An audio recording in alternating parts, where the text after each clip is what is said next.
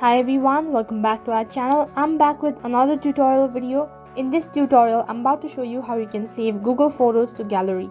In this following video, I will be showing you step-by-step tutorial. All you have to do is make sure to watch the video till the end and follow the instructions correctly. So without any further delay, let us get started. So first of all, open up your Google Gallery or Google Photo.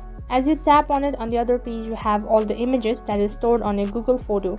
Next, what you have to do is you'll have to select the images that you actually want to save it on your gallery. So long press on one particular image and after that keep tapping on. Once you're done selecting your images, in the top right corner there's a share icon, tap on it. So you can see right at the bottom there are options, so you'll have to select on Google Drive. On the other page you have all the images that you've selected recently, so the file location or the folder should be on My Drive. So after that tap on save. Once you're done selecting all your images, so you can see right on top there is an update saying that uploading 10 files, which means that the images that I've recently selected are being uploaded on Google Drive. Out here you can see there's a notification saying that the file has been uploaded. So next what you have to do is you'll have to open up your Google Drive. Out here you can see that all the images that I've recently selected has been stored or uploaded on my drive. Next, in order to download or save this picture or images on gallery, all you have to do is tap on the three dot icon which is right in the corner. Once you do that, scroll down and then tap on download, which is right in between. Right on top you can see there is an update saying that the image has been downloaded. So that is how you can save Google Photos to gallery or download Google Photos to gallery or phone. So that is all for this video. In case if the video was helpful, make sure to like, share, subscribe and also hit the bell icon so that you never miss an update. Thank you for watching.